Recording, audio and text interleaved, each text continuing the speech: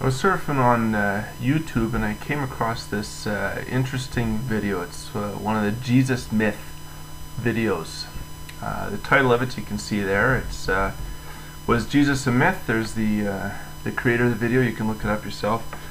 Now this video takes a line of reasoning that I've seen elsewhere. It basically provides a long list of historians who are contemporary with Jesus who didn't mention him. And when you see stuff like that, the idea is that you put this long list before Christians and they'll see the list and they'll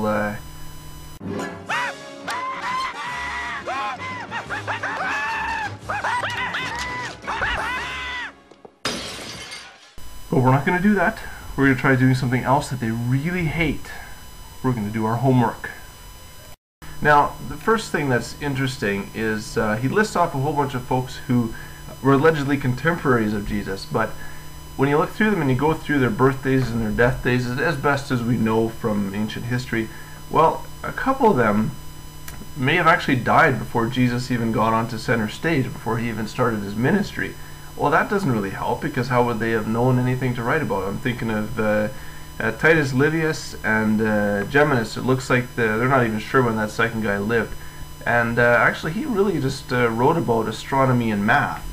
So he wouldn't really have much reason to talk about Jesus at all, even if his life did overlap. And that leads me to the second point, is that most of the other folks there, well, frankly, they're talking about the wrong genre of literature at all. Phaedrus, he wrote fables, Aesop's fables. Why would you expect him to tell you anything about Jesus? Pomponius Mela, I'm not sure, I'm not real good with all these ancient names here, but he wrote about geography. Geography, yeah, that's really the kind of thing that's going to, logically sort of segue into descriptions of Jesus' life, right? Valerius Maximus wrote fiction. Well, we're talking about Jesus as a person of history, not as a person of fiction. Columella, agriculture. Yeah, that's really likely to, let me talk about the grain and stuff. And oh, by the way, there's this Jesus fella in Israel. Yes, it just doesn't work. You go through the list. I'll blast through a few more of them here. Lucius Seneca, almost all philosophy, a little bit about cosmology, meteorology. Hero of Alexandria, mathematician and engineer. Yeah, that really segues nicely as well into Jesus. Pausanias Rufus, philosophy. Pliny the Elder talks about natural history, stuff like botany, zoology. Okay, that's really likely to touch on the life of Jesus as well. Silius Italicus, poetry.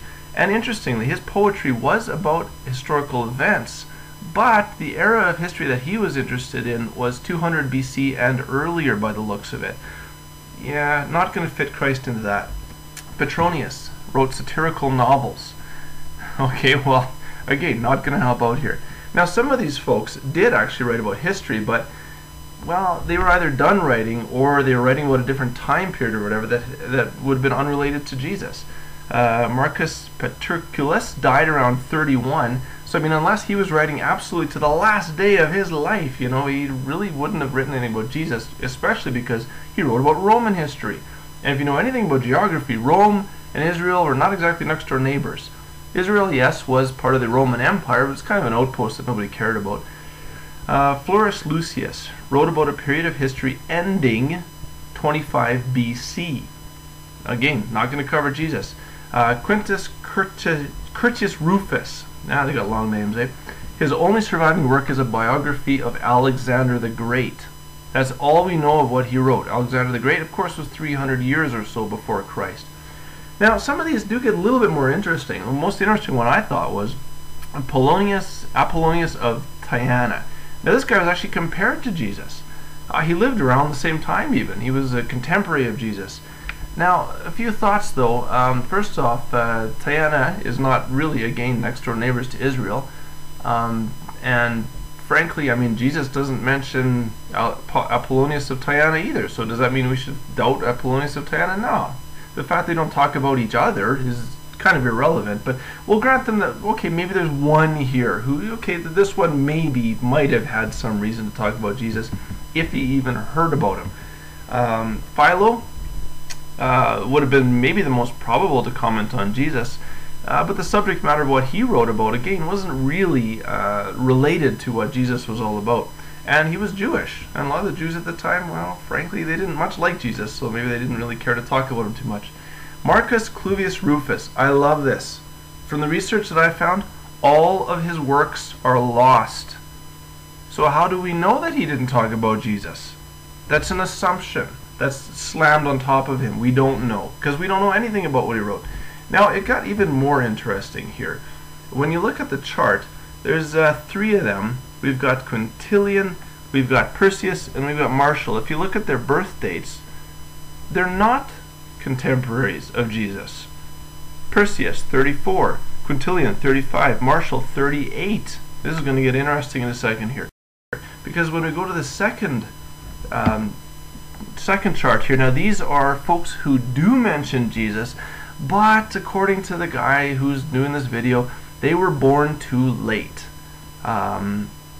Well, you'll notice Josephus is the first one there, born in 37. Now hold on a second. Martial was born in 38. So Martial, born in 38, was considered a contemporary of Jesus, but Josephus, who was born a year earlier, well, he was considered to have been born too late. So somebody here is either trying to stack the deck to make it look bad, that's kind of my guess, or is profoundly bad at math. 37 is a number which is smaller than 38. But here's where it gets a little bit even more interesting. Take a look at 2 more on here. Next to Josephus, you've got Clement and Ignatius. Now, again, from the research that I found, we don't exactly know when they were born, but according to them, 30 AD. That's what the guy figures, is 30. But look where they're drawn on the chart. They're drawn on the chart after Josephus, who's in 37. Well, hold on. If they were born in 30, they could have been contemporaries of Jesus. We don't know. But again, this is bad math. 30 is shown on the chart as if it's larger than 37, when in actuality it's not.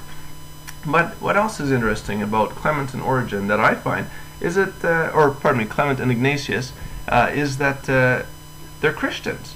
Now, I'm glad to see that he's not taking the fact that they're Christians and striking them from the record, because you'll find that with a lot of atheists, is they'll say, oh, we can't trust the New Testament documents because they're written by Christians and therefore they're biased. Well, yeah, everybody's biased. You can't get around that. That doesn't strike somebody's historical testimony just because they're biased, because otherwise we'd know nothing about history, because everybody is biased about something. So at least I'm glad this guy is not taking that approach. So the fact that they're Christian does not strike their testimony from the record. The problem, allegedly, is that we don't know when they were born. They were possibly too late, born too late. That's the problem. Then he turns to Paul. Now this is interesting because he says the first record that we find about Jesus' life is something from Paul written to the Galatians. Now, key interesting points here. He is admitting that the letter is authentic. The letter to the Galatians is an authentic letter from Paul, not a forgery.